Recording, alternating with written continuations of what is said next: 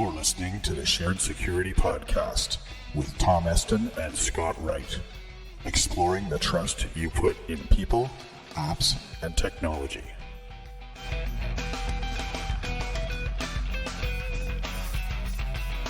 Hosted by Scott Wright, the Streetwise Security Coach, and Tom Eston, penetration tester and ethical hacker.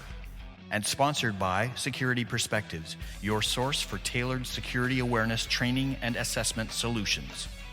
We bring you stories, advice, and tips to help you make better risk decisions because nobody else can make them for you. Episode 52.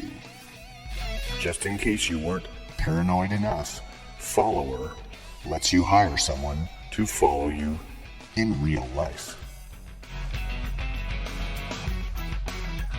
Hello and welcome to the Shared Security Podcast, episode number 52 for March 9th, 2016.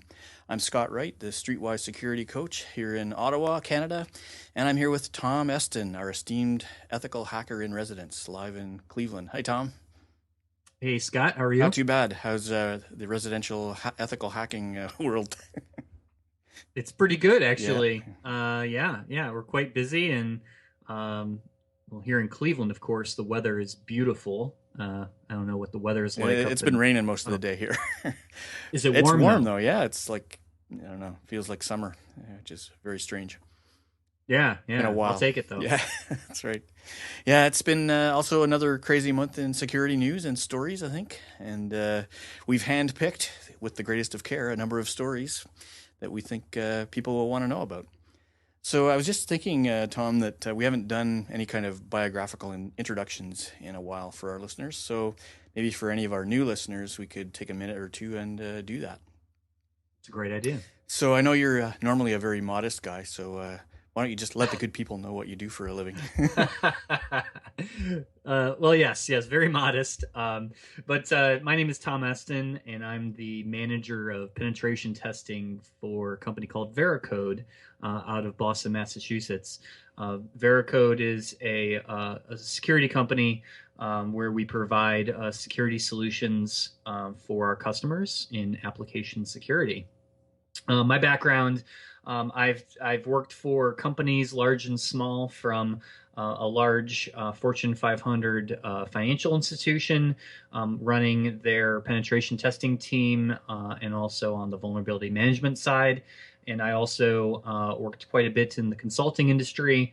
Worked for a small security consulting firm called Secure State in my previous job, where I ran their penetration testing practice, as well as I was a principal security consultant for our customers. So I have quite a bit of experience in the information security field and in privacy. I've been privileged to speak at a lot of the big security conferences in the U.S. and abroad. So if you've heard of conferences like Black Hat and DEF CON, DerbyCon, some of those other niche hacking conferences. All those cons. Yes, all those cons, yeah. I've done a lot of speaking, still do quite a bit of speaking, not as much as I used to, but I am on the advisory board for the InfoSec World Conference, which is coming up here in the beginning of April. And so I'll be down there presenting with someone that has been on the podcast a few times, Kevin Johnson. Yes, some of Kevin Johnson. Our listeners may remember Kevin, and as we nod knowingly. Yes, as we nod knowingly, Mr. Kevin Johnson. But so I'll be actually speaking about very relevant topics from the podcast on Internet of Things and what we're seeing from a testing perspective. Some of the work that Veracode and the work that Kevin does around testing applications that are on these Internet of Things. We sometimes find very interesting findings, and we're just going to talk about some of the ramifications of that and what companies can do to be a little bit more proactive about these devices that may be coming onto their network or they may be purchasing. And I must say, you guys do a good job entertaining in your presentation too. Thank you. Yes. If you want to be entertained and maybe learn something, I Google social zombies was a classic. Three-part, yes, a three-part presentation that myself and Kevin Johnson did back in the day, starting at one of the DEF CON conferences. It's been quite popular. It's all about social media and social engineering and all that fun stuff. And we were lucky we started talking about those things right when Twitter was just came out back in 2008, and Facebook was actually starting to surpass MySpace on popularity, and that's actually around the time we started the podcast too. Yeah, it takes us way back. So Way all back. those great things. I guess I knew there was a reason why people should trust you about security, but I couldn't put my finger on it. There's too many. That's good. Well, I also wanted to say something about Tom that I forgot during our 50th podcast episode. I meant to say that, I feel pretty privileged to be able to do this podcast with you because it's just a lot of fun and it keeps me sharp, I think, or at least not as dull as I would otherwise be. But we all just sort of thank you for that vital contribution to the show because I don't think it would really happen without you. Thanks. So let's have a group hug, okay? Virtual. Yeah, and well, as for me, I'm a plain old security guy. Emphasis on the old part, but my background is in electrical engineering, and that was actually in the day when security engineering wasn't even a thing. It was it was electrical, mechanical, or civil. There wasn't even computer engineering. So that's how old I am. But I spent about 10 years as a software product manager, getting into places like Entrust, where I was doing security product management. It's where I sort of started in security. But now I'm doing security awareness training solutions for business and sometimes policy consulting as well. But keeps me very busy and having lots of fun. So that's kind of how we all got here. I also publish a blog and a newsletter. So if you're looking for a way to stay in tune with some of the most interesting security stories every month, there's a couple of things you can do. One is, first of all, go to iTunes and search for this podcast, right? Shared Security. I think people can subscribe to that. And also they can go to sharedsecurity.net, the website, and look for our sign up button at the bottom of every episode. So when you click on that, you'll see a sign up form with two choices, and you can sign up for both either the Shared Security podcast newsletter or my Streetwise Security newsletter, where I send out stories from my blog once a month. And so you'll either have good audio to listen to or good reading from the newsletters. And we hope you'll also spread the word if you like the show. So we'll wrap up this little advertising segment. But if you can send somebody an email with a link to sharedsecurity.net just out of the blue, that would be great. Or if you're on Facebook, go to the Shared Security page and like us, or you can follow us at SharedSec, SharedSec on Twitter, or individually, there's Tom at Agent0x0, or myself, Scott, at StreetSec, StreetSec. So I guess now that we've paid the bills, so to speak, let's see what stories we got to talk about this week, Tom. Yeah, we've got some interesting stories to go through on the podcast today. A couple that really, and we'll get to it in a minute, one that really kind of shocked me. But we'll kind of start with some of the things, some new developments around the Internet of Things. One specifically, a really good story about some of the unexpected implications that may arise from all these different devices that we're now connecting to the Internet. And what are those implications, Tom? Lots of different things that you may not have thought about, and we'll get into that in a minute. And kind of on that same front, I wanted to talk about another interesting article that was about a peer-seeking webcam that really kind of shows you the power and the capabilities of all this new technology and how we just haven't even begun to think about some of the ramifications of what this all means. So I think this one webcam vulnerability is just a great example of that. That sounds very freaky. Yes. And then the one topic that kind of, creeped me out a bit. We're going to talk about this social network that I'd say is in more of a prototype state. That's called Follower, and this social network will actually follow you with a real person in real life. On real streets and buildings. That's right. Oh, wow. So let that sink in for a minute. Wow. Okay. But yeah, it kind of reminds me of, remember when people thought it was a great idea to use social media connected to your credit card Oh yeah, purchases? Blippy. Yeah, Blippy and those things that don't exist anymore. Yeah, kind of the same I think concept, but somebody worse. stole a blippy.com domain, but or they've taken it over to do something else. That's right. And then we're going to talk about two recent phishing scams that have been going around.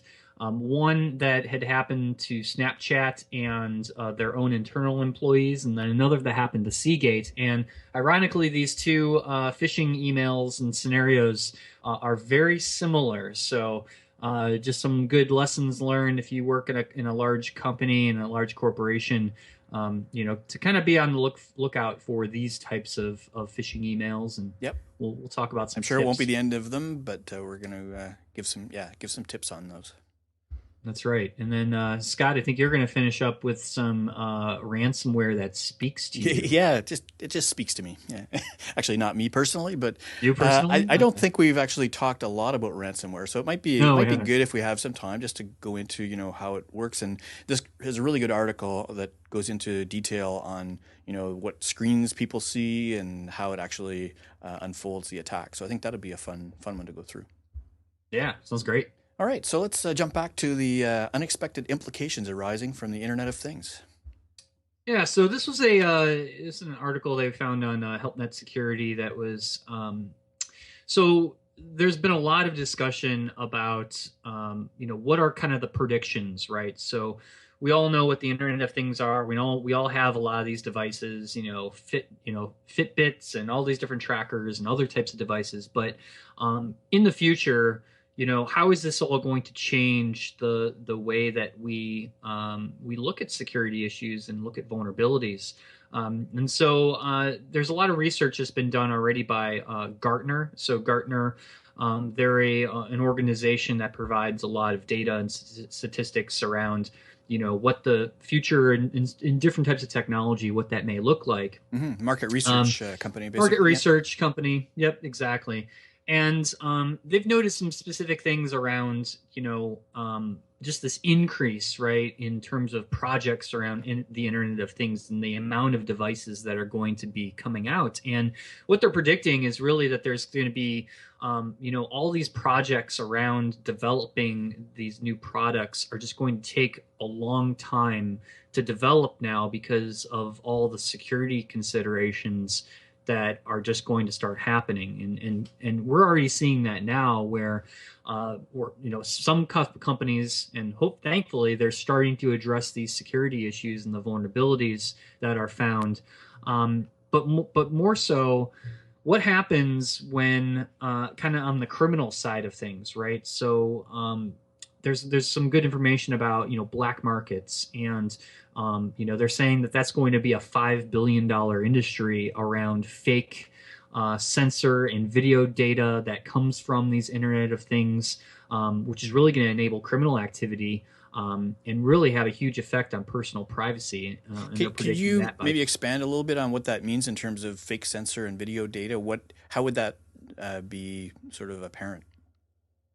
So a lot of these devices, and one we'll talk about in a minute with a webcam, they send this information to just many different locations, different servers, different systems that a lot of times right now, this data isn't secured, because they're doing this just because the way that these devices communicate and how they're designed. So the issue is that all of this data can be harvested, and it can be used potentially by criminals in the future. So right now we're kind of in this data collection phase, if you Hmm. will, because there's so many vulnerabilities and there's so many of these products that are designed insecurely. Just by the nature of these devices, it's going to take years to finally figure out ways to secure all the existing devices that are out there and communicating. So if somebody, for example, like a bad guy, sees an insecure or suspects an insecure instance of a webcam or something, or a system that makes use of video data or other kinds of data, are you saying that the vulnerability here could be that they're injecting false sensor data to cause systems to make the wrong decisions or take actions that they wouldn't otherwise? Yeah, that could be one potential attack vector. Okay. Just in the manipulation of current data or creating fake data to manipulate some of these sensors. That could they're predicting that that's going to be a huge growth market from the criminal Right. side Okay. of things. So what that means from if you look at it from the other side, trying to protect that stuff, if the systems aren't authenticating endpoints well or protecting against injection of, replay messages kind of thing, Yep. or new entities that they don't know about or shouldn't trust, that kind of stuff needs to be sorted out, right?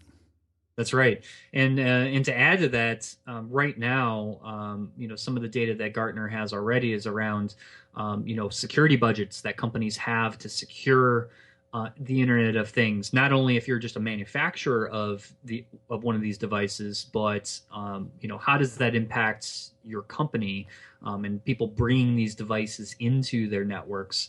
Right now, that's only like less than 1% of a security budget typically these days. But by 2020, they're saying that that's going to, increase security costs, up to 20%, and that's pretty significant when you think about, Mm-hmm. How much of an impact these types of devices are going to have on corporations. Yeah, to me it seems like it's going to be sort of the pay me now or pay me later. We're actually at the almost getting to the pay me later part of the internet, right? So everything's been free for so long, or virtually free, that as real businesses try to start to implement their business models using all this cool new technology, they're starting to realize how much it's going to cost to do these things. It's interesting in the article it mentions that large security vendors are now gobbling up small Internet of Things startups just in little niche areas. Like, because I agree, I don't think that you're going to be able to have a one size fits all security solution for the Internet of Things, right? There's so many different kinds of devices and technologies out there. There's going to be a whole bunch of little niches, and you're going to have to pick and choose what you need in order to secure a particular solution. That's right. Yeah, it's just going to be very interesting. These predictions. I mean, I think a lot of these have already started coming true. Just 5 years ago, they were predicting this huge increase in these types of devices, and we're already seeing it. I mean, look, I even have a Pebble. I mean, I have an Internet thing on my wrist right now, and I never even thought The Internet of 5 Tom. years ago. Right. I would have one of those, and my wife has a Fitbit, and those types of things. Consumers are grabbing onto this, and it's time that everybody kind of takes a step back, and we have to think of what does this mean for the future. It's pretty funny. I saw a tweet from Brian Honan, who's a security consultant in Ireland, saying that somebody's predicting that all these personal Internet of Things fitness devices are going to be somehow exploited, by bad guys for personal reasons. And one of my other guys in my Twitter network responded saying, "Yeah, if it's that I'm not exercising, my wife already knows that." They're going to blackmail me, saying that they're going to tell my wife that I don't exercise. So anyway, some fun. Yeah. Think about that. I mean, if you're able to find a vulnerability.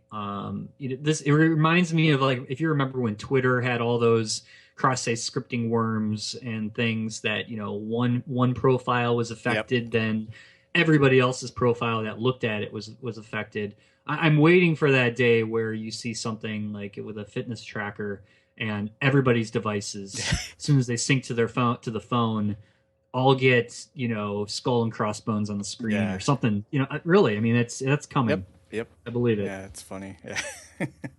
Yeah. So I replied. It was Andrew Hay that replied about the thing about his wife knowing he doesn't exercise, and so then I replied, okay, yeah, but does she know about the times you take the walks down Market Street in San Francisco when you're there, and maybe they'll be able to use that against you. That's right. Anyway, we digress. So what's next in our news pile? So just to kind of add to the concerns about some of these new devices coming out, there's a pretty good article about this new type of wireless webcam that unfortunately does something called peer seeking, where it connects to basically a peer-to-peer network to share video and configuration information with. It's like What was it? Match.com for webcams. Pretty much, yeah. And what's interesting about this particular camera is that what it does is it finds a way out of your own firewall. So typically, organizations, and even thinking of your own home router that you have for your home network, oftentimes will block a device from trying to go out if it's not over like a standard port. And this particular type of technology finds a way out. So it's almost in a way kind of being malicious. So if you try to block the communication from the camera, like this peer-to-peer actual functionality, you can't really do it. And actually in the software for it, you can actually go in and try to disable that functionality, but it doesn't actually work. The button just is there, but it doesn't do anything. So it was kind of like by design that they want this functionality, and they kind of linked to a Brian Krebs article about another similar type of issue where you can go online, you can search for these types of cameras, and you can just pull up feeds of without any authentication and start controlling the cameras. And they showed this one about two Chinese guys on their network in a server room, and they were actually watching themselves and watching somebody control the camera that was watching them, so they could actually see themselves. Wow, kind of freaky, yeah. But so it kind of is another example of all these things communicate to something. Right. And so while the intention may be good of having like a mesh network of cameras that are all talking to each other, there just hasn't been any security developed around that. So a simple Google search or going to the right place where if you can, look at the network traffic and figure out where it's communicating to, if you go to that system on the internet, you could probably gain access to all of those cameras. And so it's kind of the point is, again, we got to start talking about the security and what some manufacturers may do to get around firewalls and other types of things. Yeah, I'm not sure that this is a problem that can actually be solved, because, the way that firewalls work is basically they prevent anything coming in, right, that you don't really want, but they often don't prevent things from going out. So that's how all of these, web conferencing tools and stuff like that work, or right. Go to my PC. They're not poking a hole into your firewall to get in. They have a client sitting there polling once in a while saying, hey, anything to talk about, and so all these devices have to use that same sort of mode, and it's going to be really hard to filter them out, I think. Very, very difficult. So we'll see. But again, another example of kind of what we're seeing from a device standpoint, and how this is going to be difficult to secure. Yeah. So, well, anybody who has any ideas, let us know. We'll start the next startup and make a ton of money off of it. That's right. Great. All right. So let's get creepy. Yeah, this one I was just kind of floored when I saw this show up in my feed. So there's kind of like this new social network. I would really call it like a real social network. It's kind of being tested, or I'd say it's more of an experiment. But it's called Follower, and apparently there is a demand for. People apparently don't feel that, just by posting on Facebook and Twitter, they're getting the attention that they need. So someone came up with the idea of, what if we had people sign up to this social network and a human being would actually follow them around all day, so they could feel like somebody is paying attention to them. And they're literally taking it a step further to someone will stalk you. So you can, by choice, you can have someone stalk you around all day. They will see your location by your social media posts through the app, and then follow you around and then take pictures. And then you'll get at the end of the day, you'll kind of get a summary of, hey, here's where you were, here's what you did, here's what your follower, is able to share with you. Almost sounds like a So, spy training program, right? yeah, how yeah. to lose a tail, you know? Right. And so what's interesting is that there's like one person supposedly that does the following, and it's only available in New York City. This is like a very limited type of test that was Right. done. But the purpose of it though is they want to roll this out and have, just anybody sign up to be a follower. And so this was posted on Naked Security through Sophos, which is of course a really good site and a lot of great research. And they interviewed the only follower, right? This is one of this person's projects. Yep. And, the interview is very interesting because it talks about, well, I've lived with myself for 28 years and I've determined that I'm not dangerous. So I can follow people randomly around, and you're like, okay, that's interesting. But how do you vet people that want to sign up to be a follower to make sure that they're not dangerous? Like they're not a stalker. Even if they don't have a criminal record, how do you really know someone is not going to do something inappropriate or endanger the person that wants to be followed? So there's a lot of disclosure and a lot of make sure that you're doing this of your own free will. And I just think this is just a terrible idea that is it's sort of in that category with people, right? The social network that someone thought it would be great for people to randomly be able to rate people that they meet. I mean, they don't always think through the implications of going through the whole business model, right? If you scale it up. Yeah, and the person that's doing this is saying that this is more of like an art project. They're not a security educator.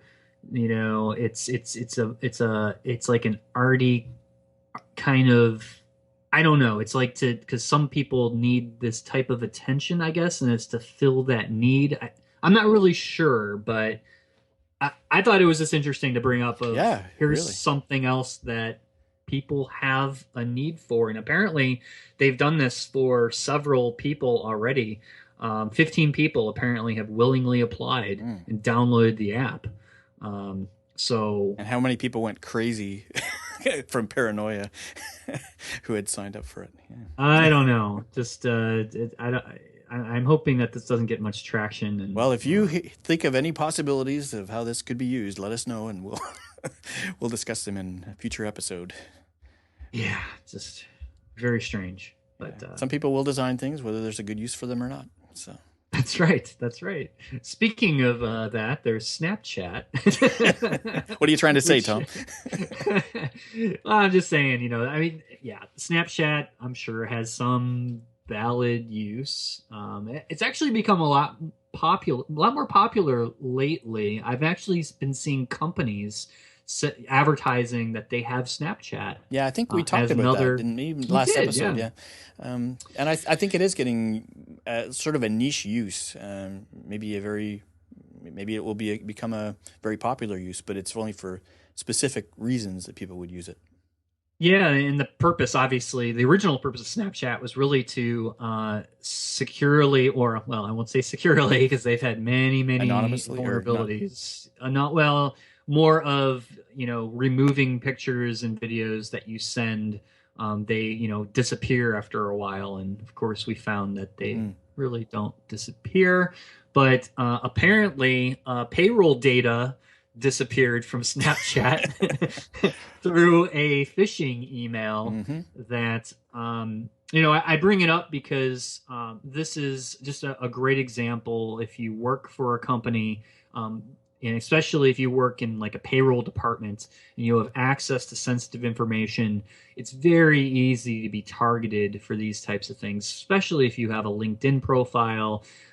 It's a couple keystrokes and people can find out who's in the accounting department, who is in charge of things, and to craft a very convincing phishing email to get information. So in this one, someone in the payroll department at Snapchat accidentally sent out the entire payroll roster to somebody in this phishing attack, and obviously it was set up that way purposely. And these are very easy to fall for because the targeted ones look very legitimate. Yeah, it's getting to be very scary the amount of times this is happening.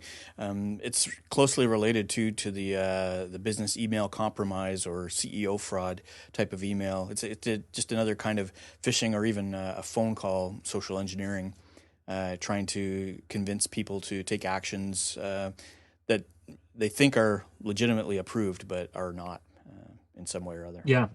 Yeah, and this one, the email looked like it came from the CEO of Snapchat, even, using email signature, and it made it look very convincing.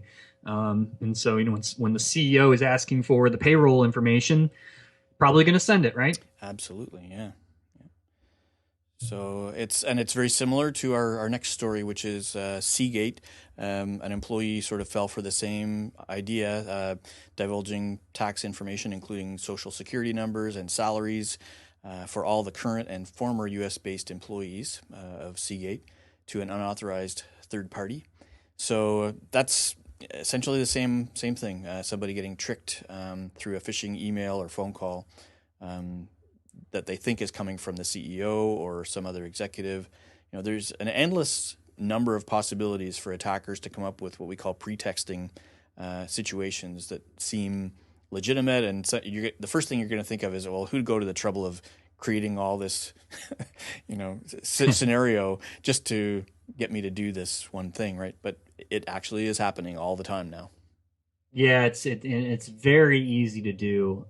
It takes very little skill, and you can actually Google for tools that will send the emails out, clone websites. Of course, there's legitimate uses for these tools as well, right? Mm-hmm. Because security professionals use them to test their own organizations to make sure that their employees aren't falling for these scams. But I find it just disappointing too that the only consolation prize that employees get is free identity theft insurance and monitoring for 2 years.